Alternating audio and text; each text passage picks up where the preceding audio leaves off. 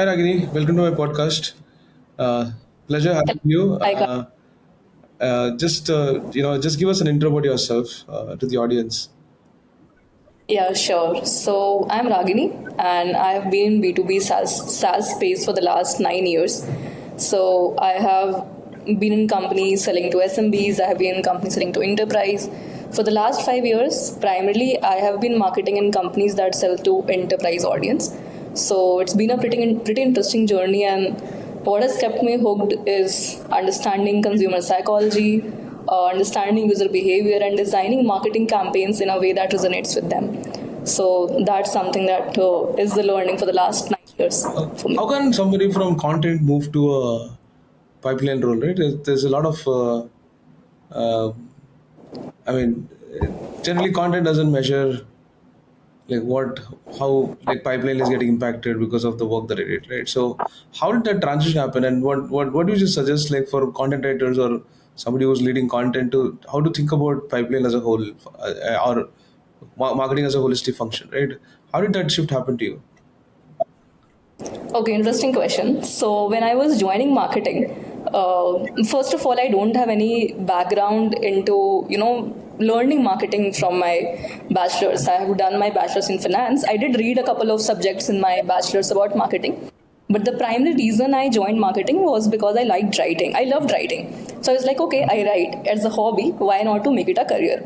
So only when I moved to the first company, which was my operator, I joined a great team, and that's where my learning about SEO, about digital marketing started.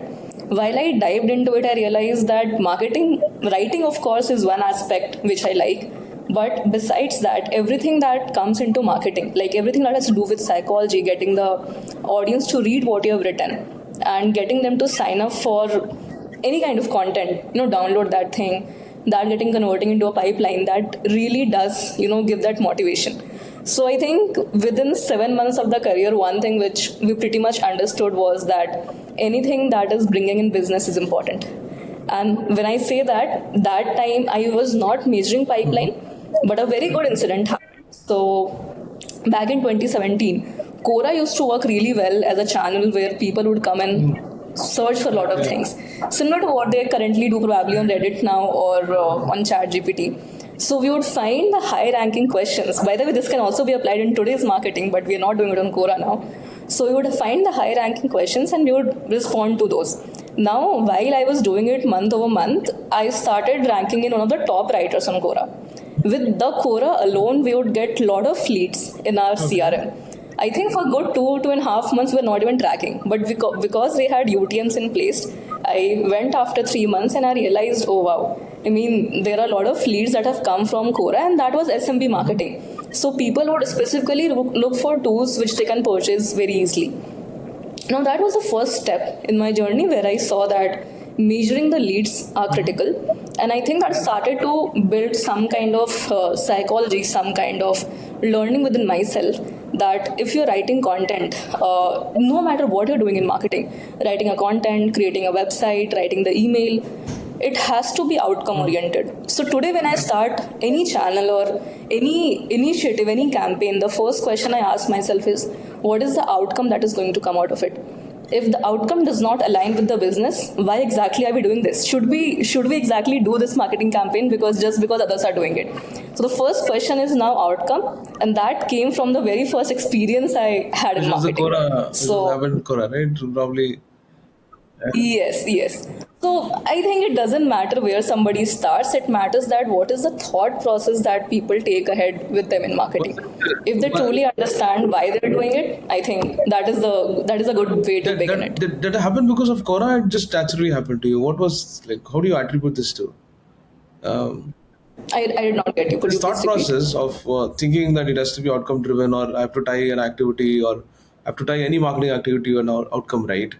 And it's a dream for any CEO founder. Even for me, if I'm hiring somebody who talks like this, right? It's easy for me, right? Like any campaigns, like I don't have to ask them. They'll probably uh, do a lot better than in terms of others. But like that process, right? That thought process, did it happen because of Quora, or it would have anyways happened to you? Like what was the uh, Okay, one reason which I would definitely give it to Chirayu, my first manager, and I think he was very much involved on the paid side of marketing, and because he was seeing that the channel is performing good, like there are people who are reading my answers, there's so many views on my blog on my answers, he would of course come and ask me that what exactly is the outcome of this, right? So that is also something, the people with whom we work, they shape our first learning, first opinion a lot.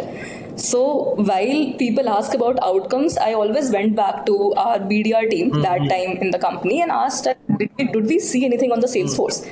And because we were tracking all of those, I could easily relate that okay, these are the leads that has come via this particular channel. So it's always important that there should be somebody in the system asking the right questions, and that is what leads us to the Got it. outcome. Okay. Interesting. Yeah. I mean, I don't remember when that happened to me, but it just happened at some point where I started also figuring out marketing. It doesn't matter if you do anything in marketing unless and until you tie it back to the revenue, because end of the day, the founder, CEO, like anybody, right? Right now, I'm a founder, CEO, right? So I also have the same question, right? Like, why are you doing this, right? What is the reason, right? What are you expecting? What outcome can I get? How can I tie it back to the revenue? Otherwise, even brand also, right? If you're talking about brand, end of the day, brand also has to tie back the revenue, right? I mean, if you're not expecting immediate results, but Correct. eventually you'll have to tie the brand. I mean, you want more visibility, and the more visibility, and then what? To get more revenue, to get more customers. So I have, like, let me ask you a very uncomfortable question, right? When did you first get the feeling that a great looking funnel and a healthy business had, you know, stopped being the same thing, right? And you know what I mean. When I say healthy looking, it's like Yeah. I'm reporting, let's say 50, 100 leads or MQLs, right? But then does it convert into a business, right? Is it converting into an opportunity, right? So when did you start realizing that? Of course, you gave me a pre-story for something, but is there any other story that you can share with us, like where you started thinking that, hey, I'm giving you so many leads, but sales not converting, right? And that's a normal thing for every sales marketing person, right? Like, Correct. according to you, when did you like realize that? So I would say that was 3 years back when I first started reporting to founders of the company instead of the marketing head. I realized that founders always care about what is the revenue coming out of whatever you are doing. Of course, they will see the pipeline, they will see how the funnel is moving, but eventually it has to tie back to closures. Otherwise, whatever we are doing is probably just a vanity metric. This is the high level insight of what we discussed with the founders. Now, when you say when did I realize that, there was a point where we were generating a lot of leads. The sales folks were talking to those folks and the leads that we are generating. Pretty senior people, decent company in our ICP, but still that was not converting into any kind of closure. That is when we realized that qualifying that lead as per probably band or any other qualification metric that companies have in place is super important. Do we know that they have intent? Do we know that they have a budget? Are we speaking with the person who is in the decision making authority? So while this does not come under, and do they have a timeline? Of course, the band qualification typically.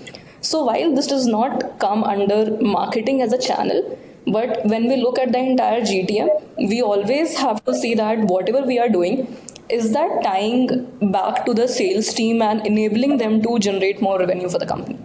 So I would say it was 3 years back, and that is, I did know that there are certain qualifications in place for the sales team. Be it, I did learn about it in my graduation as well. I did learn about it in all the marketing and sales studies that we have done. But I saw an implementation in my second company. Now, but that time I had someone who was reporting the founder who was probably doing all of this calculation for the team. Only when I started reporting the founder, I realized that this is something that is super critical. So even before we start marketing, we have to be sure that the person first to whom are we marketing and what is the goal that we are expecting from that person. Is it that we're expecting foot in the door? Is it that we're expecting some kind of revenue to come out of directly? Are they going to take a decision for this product, or are they going to introduce someone in the company who would be more relevant? So that segmentation, even before we start marketing, then becomes important. So yeah, that is a differentiation overall. Then that brings the question to ABM right now, right? Which I think because you started doing ABM, you could talk about all of these things that Yeah. you're talking about right now. How do you decide a campaign, right? How do you decide an ABM campaign? like you mentioned, right? Give me a scenario where you've said, hey, I'm going to focus on this 20, 30 accounts. So I'm going to do like 1, 2, 3, 4, 5, 6 or whatever ideally I want to.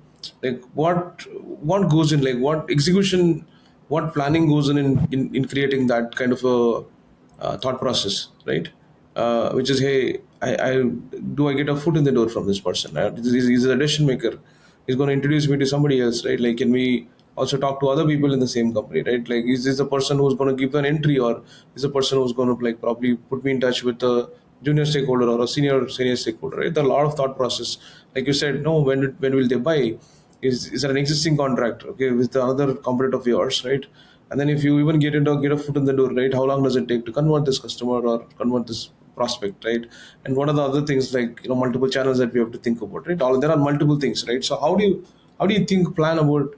Give me an example, like maybe a top level view, maybe like a couple of minutes on explaining like how you do it at GoComet, and what are your thought process? Okay, I would not make it specific to GoComet, but in general, from the knowledge that we have had about ABM for the past all years, this is what I've seen working in the industry. So it of course begins with creating the list of accounts that we would want to go after, and that list of accounts cannot just come out of one prompt on ChatGPT or something.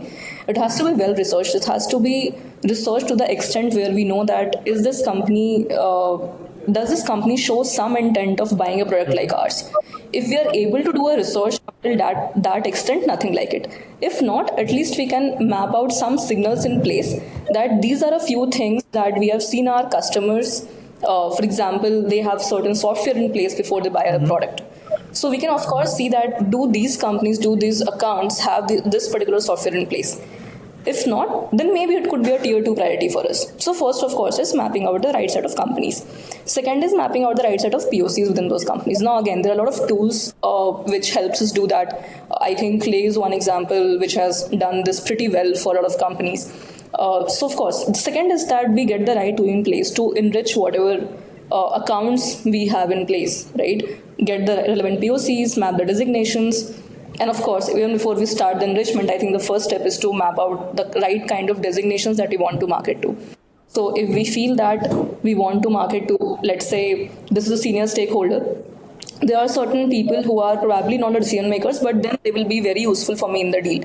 Now we map out all the designations, we try to get the contacts and whatever we need for us to reach out to that person.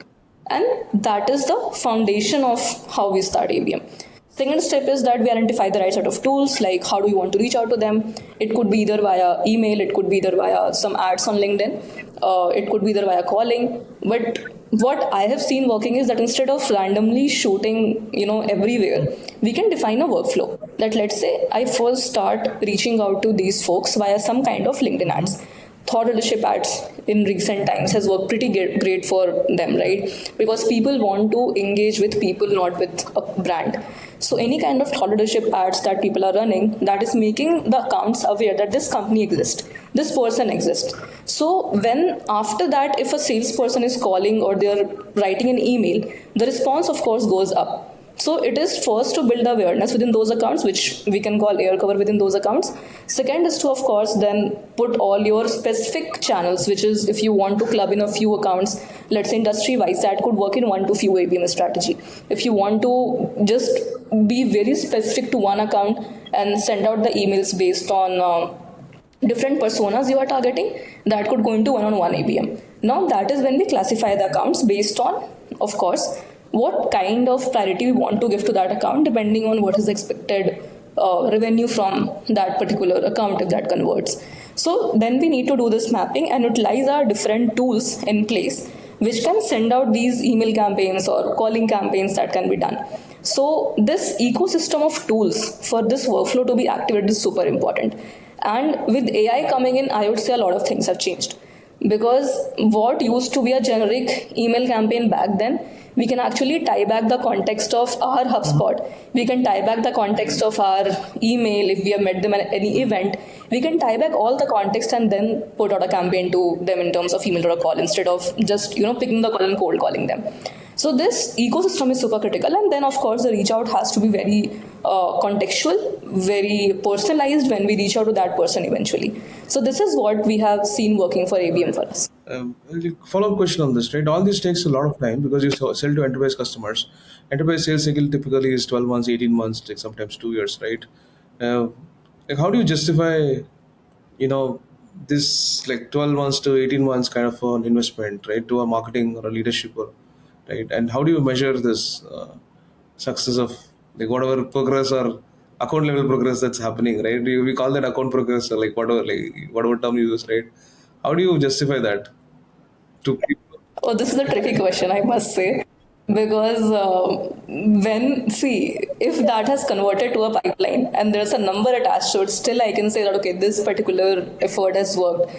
But just in case, I said earlier that do they have the right timeline to implement the product now? But just in case that goes into a section where right now don't need the product, or we have been following up with them but they're ghosting, or it goes in any random bucket, I don't think the attribution is that easy. Now they can come back via website or they can come back via any other channel. But then the attribution goes to the channel which they have been in touch with recently instead of that account touch point. So that kind of measurement right now I have not seen anywhere. I wish there is such measurement, but right now I have not seen that. However, I don't think I can report that to a founder, to be very honest. I have not seen this happening. Yes, if the sales folks build that relationship and they keep carrying that relationship for the next 12 months or 18 months and that keeps showing up in the pipeline, that still counts. But if there is no pipeline attached to it, I don't think that counts. And I mean, while it is good to track all of this, what is even more critical is to at least capture the context. That last time when they came, did they share any information? And we should be having that context that when we reach out the next time, we reach out with the right context because we have had some conversation with them. But that is within marketing. That reporting, I think, stays within marketing. Founders, I don't think that they need that reporting at that level. Especially when it comes to ABM, right? You talked about, okay, when do you stop? I mean, you stop when you have an MQL from a particular account, or you go beyond, above and beyond. Like if you go above and beyond, what would you do? Just for learning purposes, right? I give you an example. Like okay, let's say we do multi-threading, for example, right? Like that. Like what else? Like what else? How else do you do, right? For people who want to learn about like how else you can go beyond MQLs, because ABM is not only MQLs, right? It's not about like single account. It's not about single person engaging in a bigger larger account. So like what kind of a process do you follow? Like what is your learning on that, and like how will do you structure how will you structure a campaign so that you can cover like multiple stakeholders in a single account, or if you do that also, right? Just to learn, yeah. So here I would say that, I mean, in this aspect of covering the entire account, I also like work closely with the sales team. See, there could be a case where I am speaking to a junior person and that person could be gatekeeping. I want to get in touch with a senior person. I would, of course, multi-thread with the context that I have gotten. But there could be a case where the person is genuinely trying to be a champion for us within the company. In that case, I would say that I would trust the salesperson that, okay, if you say that you are going to get in touch with these 4 folks yourself through this person, I would not multi-thread on that. Or I would just send out the emails that is very awareness level, or I'll maybe target them through any different campaigns, which is very awareness level. But I'll not go and try to generate a lead out of that person. So when the champion at least establishes this thing that, okay, I'm speaking with this particular company, they should know that company. So beyond generating an MQL, we try and enable the salespeople that when you're reaching out to people within that company, when you're reaching out to your seniors within that company, though they at least know the name of the brand that you're reaching out with. It should not happen that you reach out and they ask, okay, is this company even credible? So I would try to establish credibility. I would try to establish the name of the company within the stakeholders of that one. If needed, we would of course multi-thread based on account level, and we would try to get meetings from other stakeholders as well. If the POC with whom we are in touch is not someone who would probably have a bigger control in the company, a bigger decision making in the company. So that is something that we do beyond that. Got it. And the main subject of this podcast is also MQL to pipeline, right? So as a marketer, we've been traditionally reporting only MQLs, right? And I've In some companies that I worked as a consultant, I made sure that we also do reporting. We also do pipeline reporting. But predominantly, 80-90% of the companies that I've consulted or even worked with, right, is only one measurement, which is, hey, how many MQLs can I generate, right? That's been the major, um, marketing measurement, right? And that's how we measure also, right? So according to you, or like based on like whatever happened in the last, let's say, few years, right? How well you started understanding that metric, right? Like how to convert an MQL into a pipeline, and how do you measure this, right? And what things that you do as a marketer to, you know, accelerate that pipeline from an MQL like to and do you do anything else, right? Like what do you do? Like do you do anything else? You speak to sales team consistently. Like what kind of playbook you have for that? Okay. I'll take a step back first. So, for the last few years, I think I have not reported MQLs as my North Got it. Star. I have always worked on pipeline because even for me, I feel that just reporting MQLs to the top leadership, to the board members, is not something that is going to bring them the business Got it. eventually. So that is step back. Now coming back to your question where you asked that how do we convert MQLs to pipeline? Now that differs based on which industry I'm working. There could be an industry where people are not very active on any kind of digital channels, whether it is LinkedIn or any social media, any ads, they might not be engaging. There, I would say that I would try and reach out to them via email and cold calls. Where there is some kind of, customer journey which takes place on any other digital channel, and for example marketers, right, they are the ones who are very good consumers of content on LinkedIn. So there I would want to nurture them through some kind of good reports, ebooks, so that can also work. So it depends on industry, it depends on the audience that what kind of content or how exactly do we get in touch to get a meeting scheduled. And my job as a marketer does not end at generating MQLs. I ensure that if I'm generating an MQL, the front end team who are calling on those leads, they are able to generate a meeting out of it. And whatever they need to generate a meeting out of it, I try and help them that, okay, you need a personalized deck to be sent to this person. Okay, let's see that if we can do something. You need that, this person needs to send some deck to the senior leadership. Let me help you out. You want them to be invited in an event? Okay, I'll do an event for you. So I ensure that they are getting some sort of meeting with them. But of course, the front ending has to be done by them. They have to bring back the context that what happened in those meetings. So as a playbook, I ensure that I keep a very disciplined cadence with these people and understand that if you have not been able to get a meeting with these folks, what exactly is the response? Is it that it is not qualified for the business? Okay, great, disqualified. But if you're not getting any kind of cold response, but still you feel that we can do something to nurture this account, I'll help them to nurture the account further and get the meeting for the sales team. So that is how I build as a Got it. process. Okay. So now I will give you, let's say, 5 channels. Okay. Can you rate those 5 channels like one, two, three, four, five? I'm going to say Okay. like which of those you can't change it, right? Once you kind of say, then you can't change that. But does it not depend on the industry that you're working in? It's okay. I mean, I'm asking about your view, right? It's okay. I mean, it changes from industry to industry. Okay.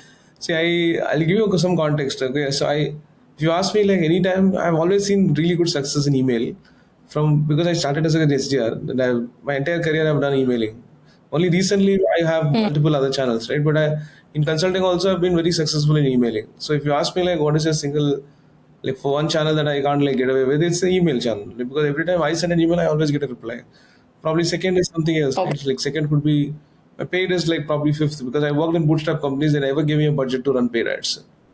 So I've always after Okay. work organically. I've tried programmatic also.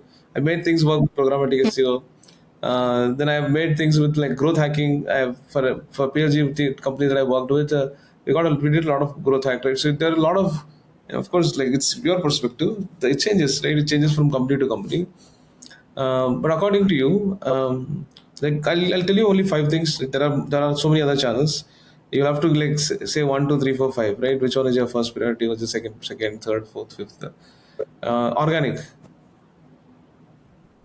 So I have to rate it in 1 to 5 Yeah, one. Yeah, segment. you can say organic is like what? Yeah, is it? Will you rate them first, second, third, fourth, fifth? Organic. Mm, I would rate it second. Okay. Paid. I would rate paid as third. Okay, so I don't know the next answer. ABM. ABM is run via It's different still a channels. campaign. I mean, it's still okay. You have multiple channels, but it's still a campaign. It's still a channel, right? It's still like it's even though it is integrated multiple channels, like Okay, so if I just say programming of ABM, I would rate it 4. four. Huh? Social Fifth. events.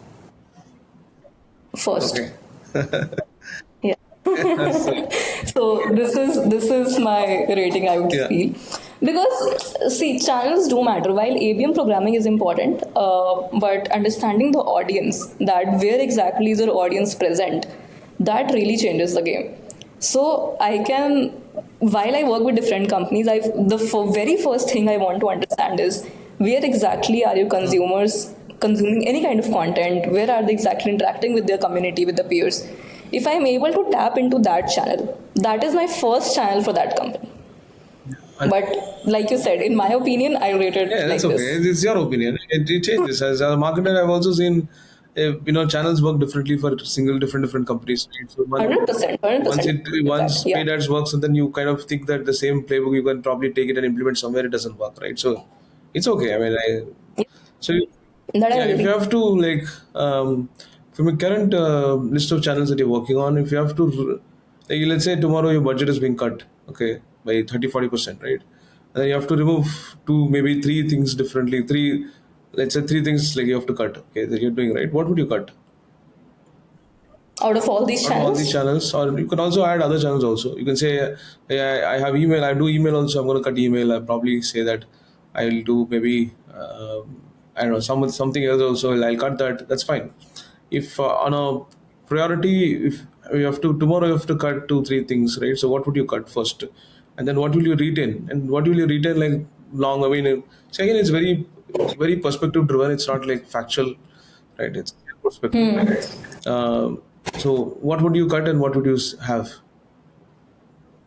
I would cut out socials, I guess. I mean, but I don't know. It does not really depend on the budget. It is a lot of organic that goes out in socials. Uh, I might cut out emails. Okay. No, not really. I would not cut out emails. I think I would cut out maybe webinars, I guess. Okay. But I think we're already a very lean functioning that ways. Uh, I think the channels that takes the most amount of budget is something I would not want to cut. I think events take a lot of budget. So what I would instead do, instead of cutting out a channel altogether, maybe I decrease the budget in a few channels and see that how it is performing for me. Because see, I can choose to go after a set of 100 accounts. I can choose to, just an example, of course, the number is huge. I can choose to go after a set of 50 accounts. So I can cut down my number of accounts I want to go after. And similarly, I can cut out the budget for the channel as well. That if I am planning for these many accounts, these many POCs, of course, my budget has to be more because I'm generating those kind of leads, right? Or I go completely all in. I said, okay, I'm not doing ABM. Let me just open the universe and get you some business, which is even easier because then I don't have to run after set number of accounts. I can reach out to people based on your ICP and I can get the meetings and I can get the revenue for you. So I don't know if any company spends a lot in branding. I think that is something they can cut out. Maybe if PR heavy, for example, and the company is very focused on, we have to cut down the budget. Okay, please cut down branding if you want to, because branding is not going to get you a revenue in short term. Only if you keep compounding over your branding, then only it will work for you. So if I see in terms of overall marketing, any channel that has to be, that is linked to a branding, and branding is not very relevant to the business that we are working in currently, I would say branding budget is the first to go.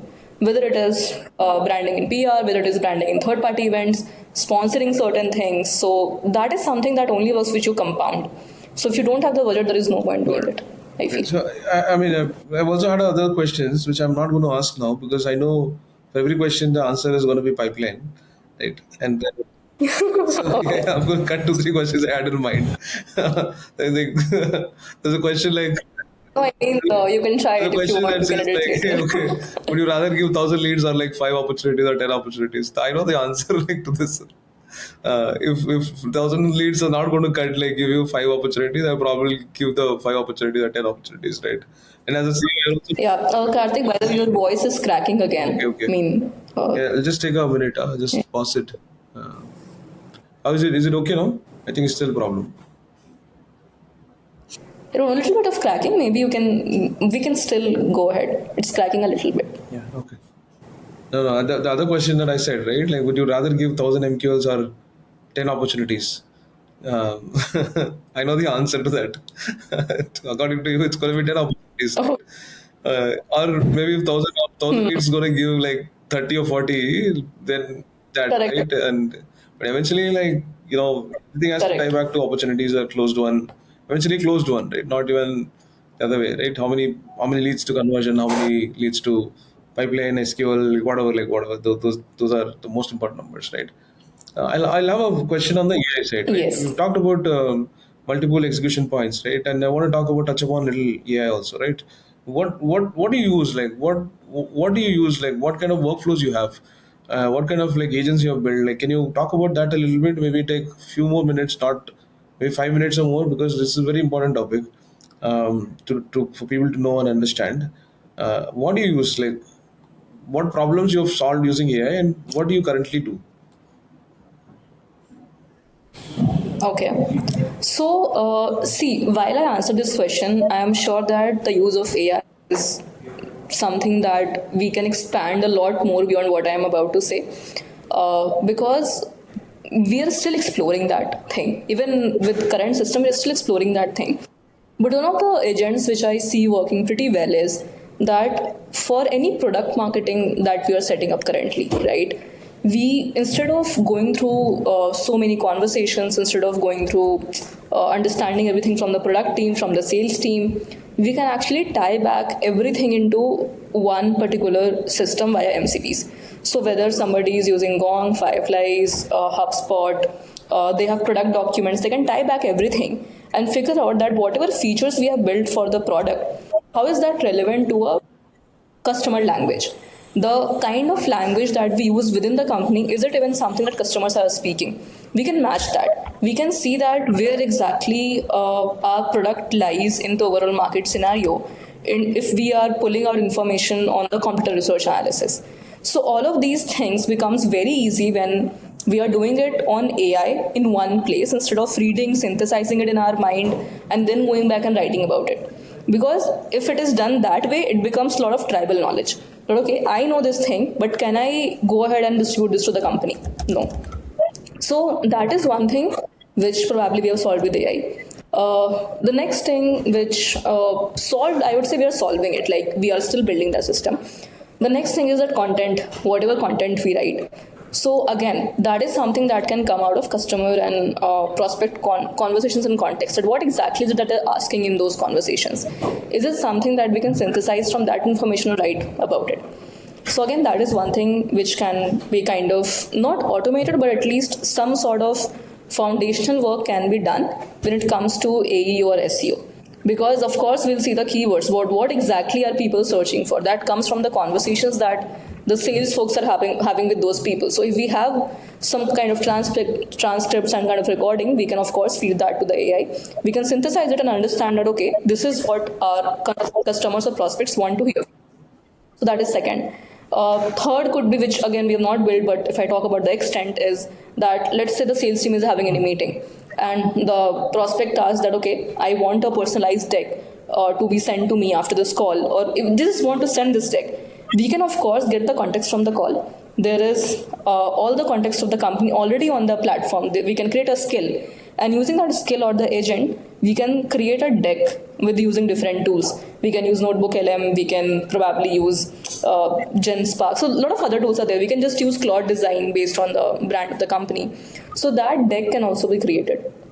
Right, website process has completely changed. Like the designer can now design, like they can basically take the website live instead of just designing it.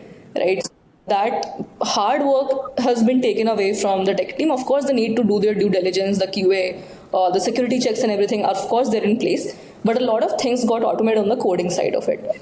So if I see from marketing perspective, and this is just tip of the iceberg, we can of course create a lot more agents which can work proactively with us, maybe do operational work on our behalf, tell us what to respond, how to respond. So people, of course, are using AI to get the content written, but I think that was the first thing that they were doing. Now AI has become a lot more smarter. Cloud Cowork is, of course, magic. I mean, it can change things on your system itself.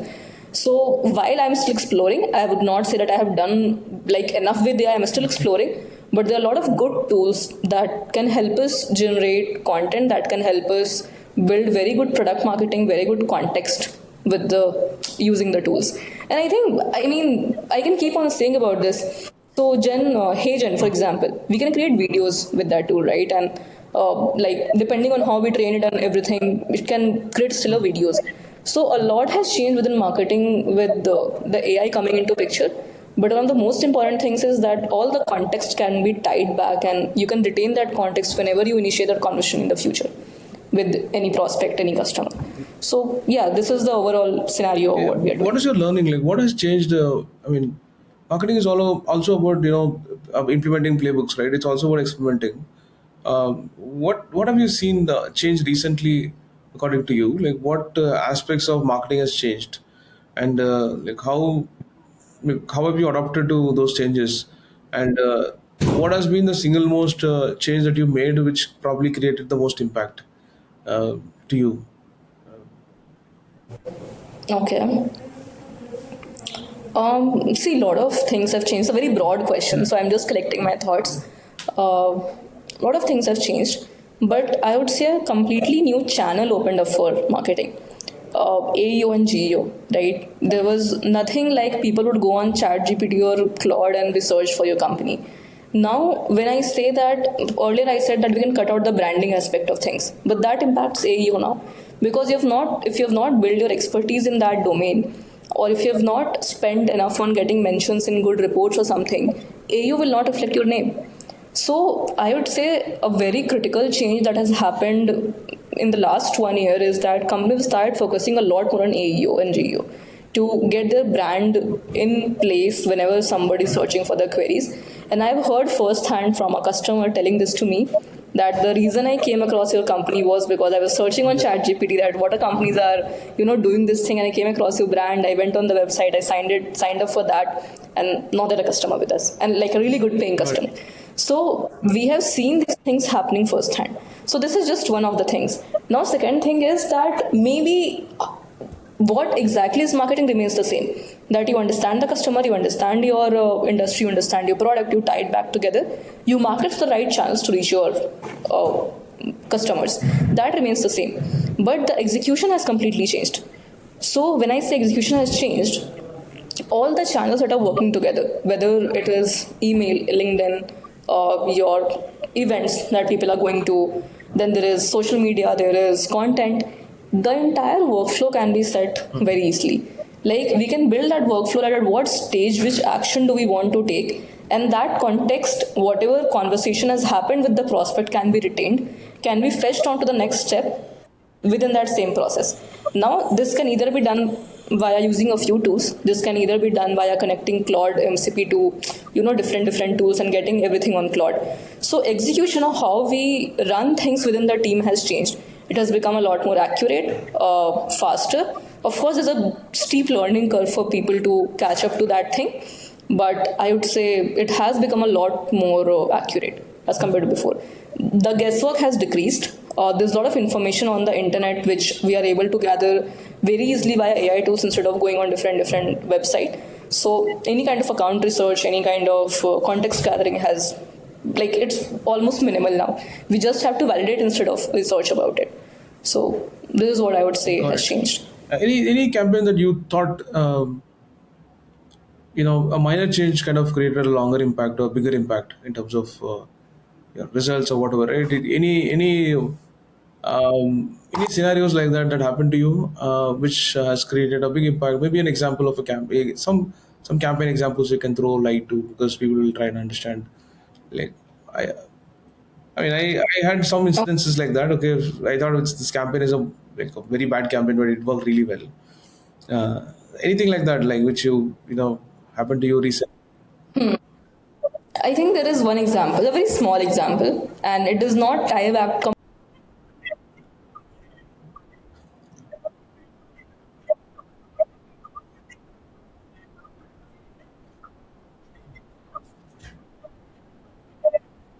Okay. Most often get registrations for the webinar via these email campaigns. That has worked pretty decent for us. Now we were trying to target a new set of accounts that, okay, we want people from these accounts to come and speak with us. Now what we noticed was when we were sending out cold emails to these folks for a webinar, probably they were not registering. It was landing in the primary inbox, still they were not registering. We could see that the metrics are in place, but still that was not happening. A very minor change which we made was we went back to our database. We found a list of only those POCs with whom we have at least even one touch point in the past 2 years. And still that gave us a good set of database, because instead of trying out on the entire database, we would just focused on that, not even bomb, was at least one touch point in the last 2 years. That campaign performance was way higher than what happened when I had mixed the database with cold and the warm contacts. So while we do a lot of segmentation based on designation, based on different kind of departments, every segmentation was in place. But still, only this very simple thing that you change from your marketing campaign from marketing to the entire audience list to just the warm audience list drastically changed the output. Yeah. So while we got just a handful of registrations in the first 3 weeks, we got 4x of that in the last 1 week. Okay. That's just with this one change. So this worked pretty well for us. But somebody who was like you, let's say content marketing role, right? Content marketing lead or what? I mean, content marketing lead manager, whatever, right? And if they have to become a director of marketing or AVP of marketing, right? Like where you're right now, what do they learn? What should they learn? Okay. I would say content is foundational. Anybody who is doing marketing in any channel, they should know how to write a content. And I'm not saying that just writing it using AI. If they're able to get good output of that, great. But everybody should know how to write a content. But the basics, if you ask me, that any marketer should learn is, first, they should definitely understand the product. Wherever they are marketing, they should definitely understand which audience they are marketing to. They should understand that why exactly that audience is buying from you. They should understand the basics of segmentation. That if I segment the audience in this particular way, this is the pain point that my segment have, which I can address using my product. So that mapping of segment to pain point to product is something very basic that any channel can thrive on. So this is one thing that they should know. Second is measuring the outcome. That whatever they are doing, let's say I'm just starting out my career and I feel that, okay, I should probably mimic this viral campaign. Is it going to fetch me some outcome? And I'm not saying pipeline, any outcome. Is it going to give you viral? It is going to make your content viral. Is it going to give you pipeline? Is it going to get you some kind of eyeballs from the relevant target accounts? But there has to be some outcome mapped to it. And then finally seeing that if the set outcome is achieved. If not achieved, what is the process? What is the reason that this outcome was not achieved? If they're doing all of this thing for whatever campaigns they're running, I think they're already a step ahead from the people who are just writing content. And once they learn this basics with thoda bahut intelligence and learning and upskilling, they can of course learn other channels as well. And it is not important to learn all the channels. Once that person has built the expertise in one channel, there are a lot of companies who will be hiring leader of marketing who have expertise probably in content, because that person comes with so much of depth of knowledge. They know probably how product marketing works. They can crack the interview of such companies, and then from there they can understand different channels that works for that company, because the foundation is clear. If they understand that what audience would come on what channel, they will automatically suggest to their founders that, okay, let's go ahead with this channel, because based on the research, this channel is going to work out. And they can learn like that also. Brilliant answer, actually. I really like the answer. I think with this, we're almost come to an end of the podcast. Thanks for doing this. I had a lot of other questions, but I think I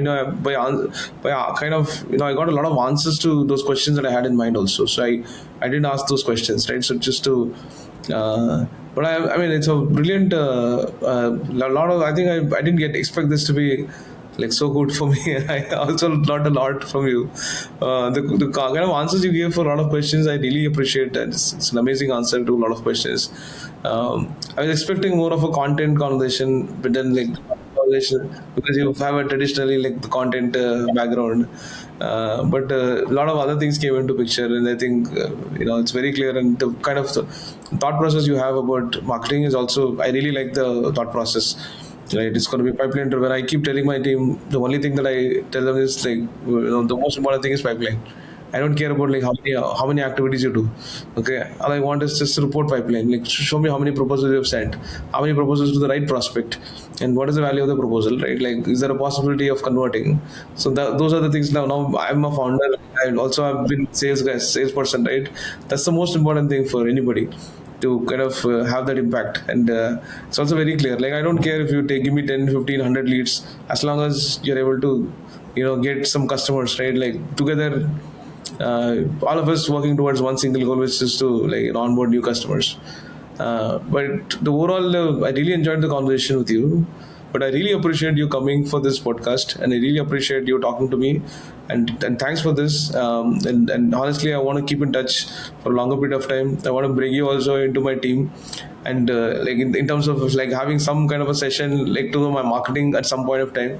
I try and bring people also into Revv Growth to talk about their experience, right? Their thought process in terms of how they think about marketing, so that my team also gets a similar thought process, right? So I think after this conversation, in my mind, I want to bring you for another 30 minutes of one-hour session, like where you kind of come and talk about like your experience, right? How you think through, like how do you think about outcome, how do you think about pipeline. Maybe some other day. I think right now, again, good amount of time for me to talk to you, and then really appreciate it. Thanks a lot for coming for the podcast.